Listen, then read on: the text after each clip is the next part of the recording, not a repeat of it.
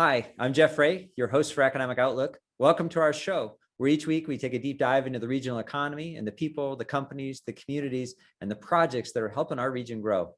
The global health crisis caused by COVID-19 has had a devastating impact on tourism, hospitality, and attractions across our region. Major adjustments had to be made to navigate mandated shutdowns and capacity limitations. We'll take a closer look at how some regional attractions navigated the pandemic and what's ahead coming up on Economic Outlook.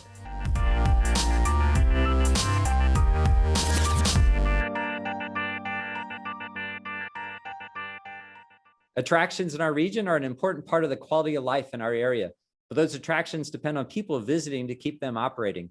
The pandemic closed many down for a period of time, and capacity limitations have continued to create struggles. But several local attractions have found ways to adapt and to navigate the challenges of the pandemic. We're going to dive deeper into their stories today, share more about how they've adapted, and look ahead at what might be next. Please join me in welcome Todd Van Leeuwen from Waypoint VR Arcade, Teresa Cruthford from Generations Adventureplex, and Mark Rutherford from Craze VR Virtual Tours. Just one other note before we get started here at WNIT, we're respecting social distancing, and as such have both our host and our guests joining us today virtually instead of in person. Guys, welcome and thank you for joining us today. Thank you for having us. Good, I apologize. I hope I didn't butcher any names as I was going through there. I should. Okay, give me, maybe correct it for me real quick as we're going. It's Crutherd. Crutherd, I'm sorry. My apologies. I should have touched base with you beforehand. Well, thank you. We're really excited to have you here. Three terrific entrepreneurial success stories on our show. To start, we're going to get, for people who are unfamiliar with your business, we're going to give each of you an opportunity to tell us a little bit about the business. And so, Teresa, tell us a little bit about what you do. So Generations Adventureplex is a family entertainment center. We are designed for every age group in the family. That's sort of why we call it Generations. We have something for everyone, from seniors to young children. Our attractions are multi-level. So our upstairs level is focused mainly for the adults. So we have bowling, boutique style bowling up there, 8 lanes, food service on the lane. So it's kind of a luxury experience up there. We have 14 lanes of axe throwing for people that want to try that, which is like a super cool thing now that, you know, in COVID, people are enjoying getting a little frustration out. Mm-hmm. We have a beverage wall there, so a self-pour beer wall, which is kind of a cool technology upstairs. We have private party rooms, and then downstairs we have an arcade area that's kind of multi-generational. We have games that, you know, mostly adults like, but there are things there for kids too. And then we have a laser tag, 2-level arena down there, and food service and another party room. So it's a place where people can come and have group events, team building events, or family events, birthday parties, or just come out and hang out for date night, weekends, or just to, you know, get some stress relief. Great. Well, thank you. We look forward to hearing more about it as we do the show today. Todd, let me come your way. And so if somebody's not familiar with Waypoint, what would you tell them about your business? Well, we are 100% locally owned and operated, one of its kind, only one of its kind in the entire world, small business. We were all born and raised here. We started this company technically back in 2018. It took over 2 years to fully develop what is the Waypoint into what it is now. It took quite a bit of time getting that financing up, but once we had the financing that we needed, in addition to everything that we had, we spent our time trying to find all of the best virtual reality experiences on the planet, and then bringing all of those virtual reality platforms together, giving them as much of a free roam VR focus as possible. And now we're the largest free roam focused virtual reality entertainment center in the world for what we do. And we are the only location in the entire state of Indiana to have free roam virtual reality of any kind, let alone the platforms that we have and to the extent that we have. We're the only ones in the state of Indiana or any state that touches Indiana to have the free roam platforms that we have, and they are the best in the world for what they are. And of those, we do have the largest of them in the world and the lowest cost per person in the world. So quite a bit of options here as far as virtual reality entertainment goes. We have 5 platforms. We're working on our 6th. And we do have younger person birthday party spaces. We do have adult party spaces for corporate events, birthday parties, bachelorette parties. We've even had gender reveal parties here. So quite a bit here to offer. And if you've never seen us before, never come by to check us out, come by, let us know it's your first time. We'll give you a tour and show you everything we have. Great. Thanks, Todd. Appreciate it. And Mark, let me come your way. You're in a little bit different of a business, but you've evolved. Tell us a little bit about Craze. Yeah, so Craze VR came as a idea to have a virtual reality center arcade, which unfortunately we had closed due to COVID. In a small town like this, it's hard to keep something like that going when you lose 100% of your clientele. So we pivoted and we started doing 360 virtual tours in using photography and also HTML website editing. So imagine yourself being in any building, but you could also add videos or links to the products that were in there. So that's kind of where we pivoted to, along with doing tech services, website worship consulting for churches and things like that as well. Great. Well, I look forward to talking to you more a little bit about this evolution. So Todd, I want to come back your way for a second. So you had a successful launch. You worked to fill an important need in the community. You had identified kind of this area as a place that was prime. My guess is your business was starting to hum, and then come March, something unexpected happens, and you sort of get the word that everybody's closing down, and even when we open back up, you're going to be limited. So talk a little bit about kind of what's going on in your head and some of the steps you have to take as a business owner at that step to help navigate. Well, that's a very good question. Obviously, having the Waypoint take over 2 years to develop and having over 70 financial institutions originally tell us no during our second round of finding funding, we are no strangers to adversity. We've had a difficult time from day one, but to be 100% honest, opening on February 28th of 2020, being open for 2 weeks, seeing that it was a viable business model, seeing that it was a value add to the community, and then instantly being forcibly shut down for almost 4 months, that was a level of adversity that I was not in any way, shape, or form emotionally prepared for. It was 1,000 miles an hour, and then we went to nothing, absolutely nothing. And realistically, I did take a few days where I screamed in a pillow and just kind of wasn't sure how we were going to move forward. But you get back up when you're knocked down, you figure it out. And actually, a previous guest on one of your shows mentioned something about that. There was Allison Levine said that even when you don't think you can keep going, you can always take one more step. And success in business isn't about necessarily being the strongest or the fastest, but being the most relentless. And we have that in spades. We wanted to remain an active, relevant, positive, and contributing organization to this community, even when we were shut down. And that's when I stepped back up, I got back up, and I started working on our hand sanitizer. It was something that we could provide the community that wasn't available, that could help people stay healthy, reduce the spread. And we designed it with first responders in mind from the ground up. Even while we were shut down and we were struggling, we didn't have a great cash reserve because we didn't have time to develop that. We were still, with every bottle that we sold, donating a bottle to a first responder in this community. So doing that kind of helped pivot us into a way that we were still relevant, we were still helping, and still being a valued member of the community. And from there, we've had to adapt in ways I never thought that we were going to have to. We've started developing PCs. So I create PCs for individuals as well as for businesses, such as the one behind us. We have 5 PCs we're working on right now. We've started doing individual headset sales for home use in VR, and that's helped us quite a bit. There were times where PC sales and headset sales, installation and training of those headsets, that helped keep us open.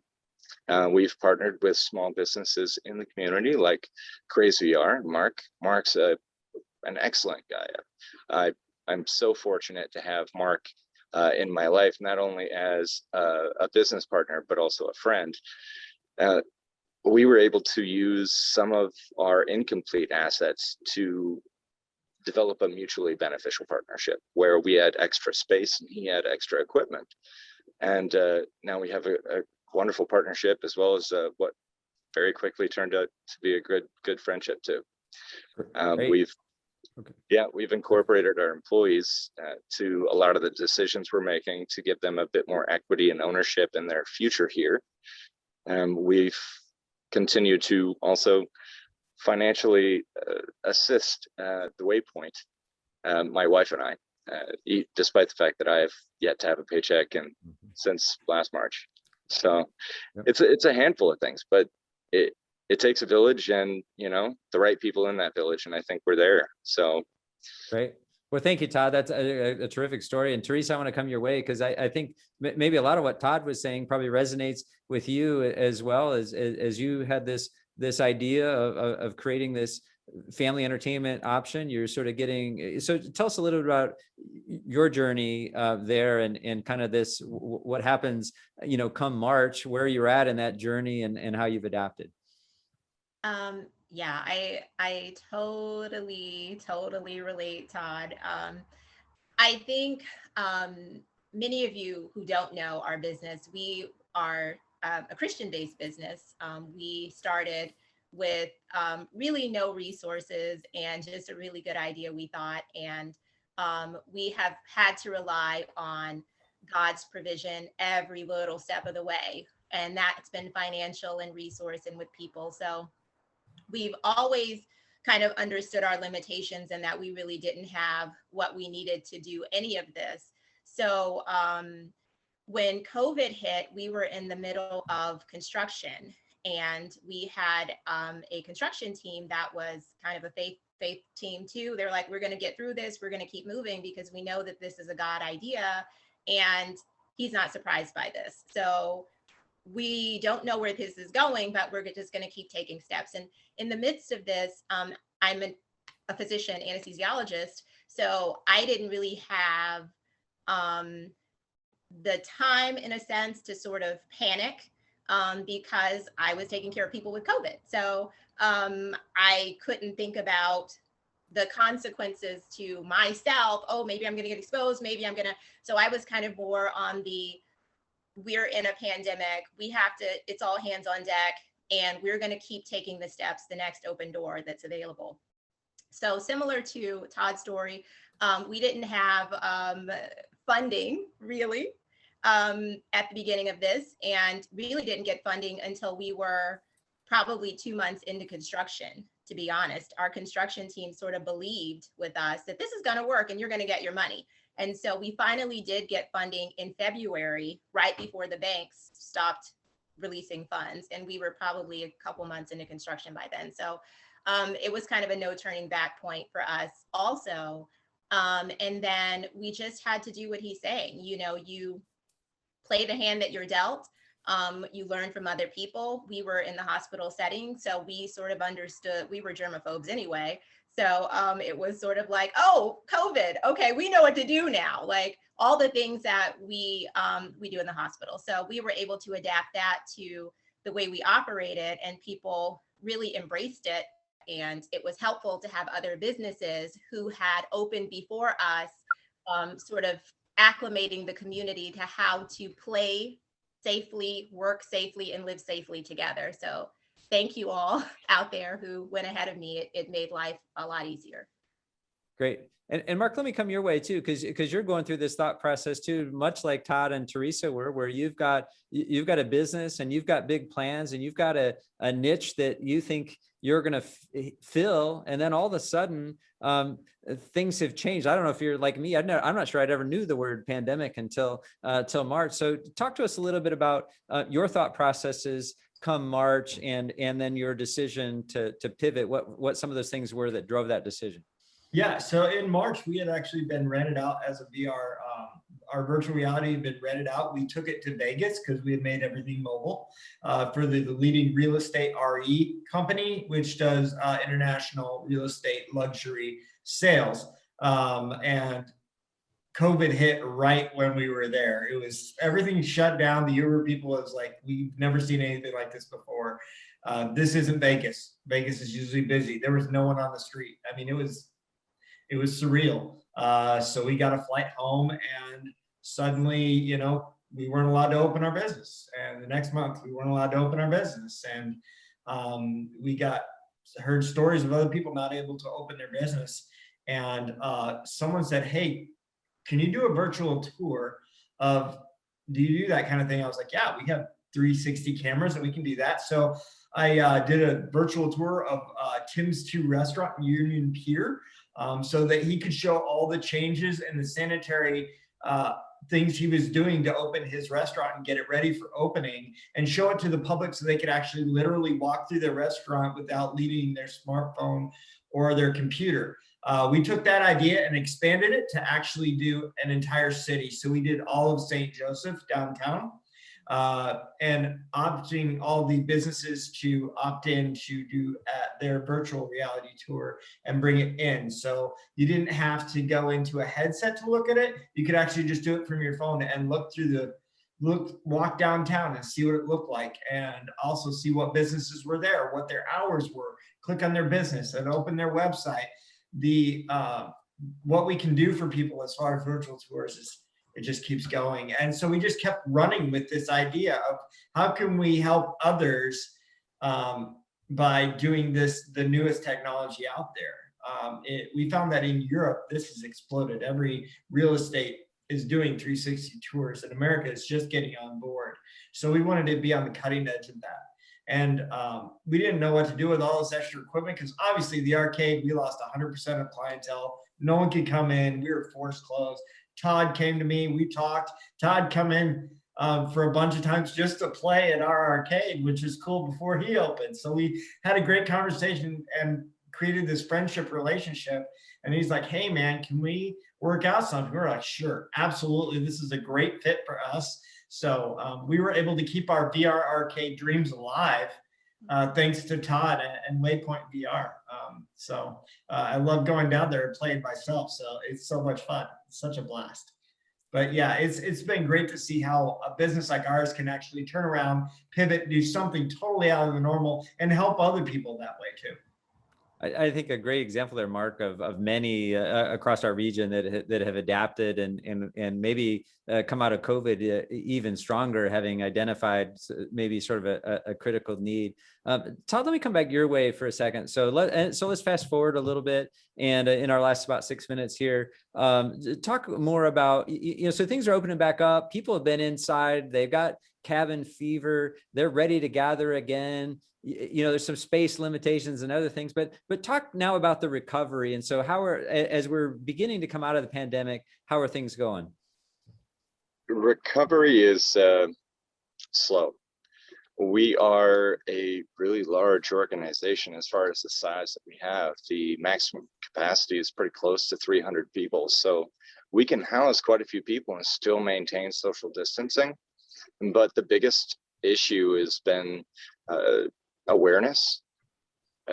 We had a great marketing and advertising plan scheduled, but being open for 2 weeks and then shut for 4 months almost, it really threw all of our marketing and advertising efforts into a tailspin, and nothing really worked the way it was supposed to in 2020 as far as marketing and advertising go.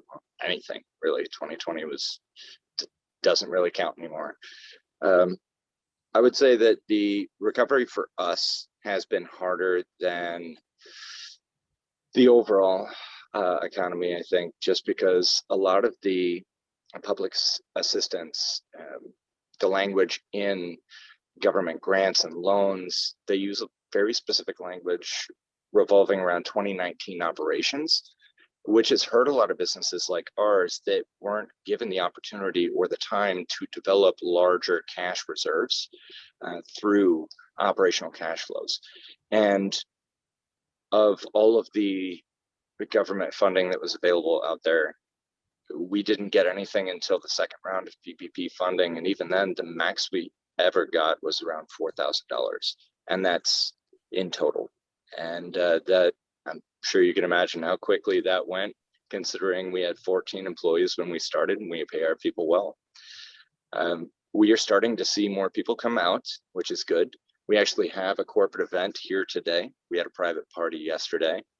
And, we've had to be efficient. We've kind of taken the Taco Bell approach to adding additional efficiencies in our hourly operations, where we have additional games starting at the time of closing and the hour after closing. And if those get booked, we'll stay open. So if people are out looking to play games and looking to be out and actually do something, we stay open. But if they're not, we aren't forced to stay open, which has allowed us to effectively eliminate some of that unnecessary, fixed and variable overhead. Teresa, let me come your way and just build on that. So Todd talked about kind of the recovery period, but obviously I think you're all looking forward to the next month or a couple months. More people are getting vaccinated. A lot's going back to normal. Mask mandates are going to go away. Give us a sense in our last 3 minutes or so about the summer and what's on the horizon and what has you excited. Well, tons has me excited this summer. Just the fact that people are getting comfortable coming out, that people with cabin fever, as you said, have started to explore and discover businesses like mine and Todd's and Mark's, and have embraced the safety implementations and aren't really, I think in the beginning it was harder because people didn't want to wear a mask and people didn't want to do various things, but now people are sort of like, we're going to do what's necessary to participate in activities outside of our home, and whether we agree with them or not. So I think that helps. And I think that, now with the campuses, Notre Dame and all the students coming back, we're starting to see sort of the revitalization of our community. It was kind of a ghost town before, but now we have people who are going to be here and who are going to be looking for entertainment, and we all have something I think that's pretty innovative and God breathed for our community, so that we can start to return to normalcy. But I also think things are going to be better because we can appreciate each other a little bit more now that we've been away for almost a year. So I'm excited about just the community building that I see coming from all of this. Great. Mark, in our last minute or so, advice to entrepreneurs, people who are thinking about, doing what each of you have done, like Todd or Teresa, starting a business, or you starting and then pivoting. What advice would you leave with folks that might be watching today? I like the word Teresa used, embracing. I think that's great. Embrace the technology, embrace the changes, and roll with the punches. And don't be afraid to take that baby step to make the next step forward. That's really important. If you don't take a chance, you don't know if it's going to happen. And call people and get advice from people who are older than you that have done things like this. They're not afraid to help you out. They're not afraid to talk to you. And it's okay. You don't have to have the money in order to do something. Great. Last couple of seconds for each of you. Teresa, if people want to know more about Generations, where do they go and where you're located? We'll do that for all three of you. Okay, so our website is generations-adventureplex.com. We're also on Facebook under the same name. We're located next to the Movies 14 Cinemark at the corner of Hickory and Edison Road, Mishawaka. Great. Todd? Our website is waypointvr.com. You can find us at Facebook and on Google under the Waypoint VRcade. You can find our actual location in the plaza with the Bonefish Grill and Cold Stone Creamery right there on Edison Road in Mishawaka. Great. And Mark? You can find me at crazevr.com, CRAZEVR.com. You can also find us on Facebook, YouTube, Instagram, Discord. We're all over the place, so you can definitely find us. Well, guys, thank you so much for joining me today. What some great success stories. Appreciate you sharing that with our viewers. Best of luck as we recover and you continue to grow your businesses. Thanks for the risks that you're taking and the jobs that you're doing here in our community. We're glad to have you here. Thank That's you, it for Jeff. our show today. Thank you for watching on WNIT or listening to our podcast. To watch this episode again and any of our past episodes, you can find Economic Outlook at WNIT.org or find our podcast on most major podcast platforms. We also encourage you to like us on Facebook or follow us on Twitter. I'm Jeff Ray. I'll see you next week.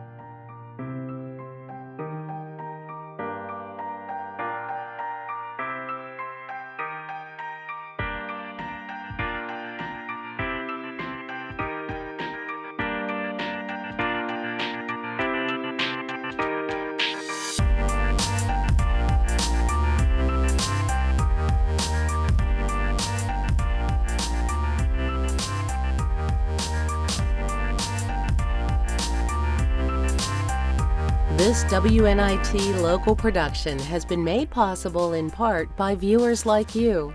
Thank you.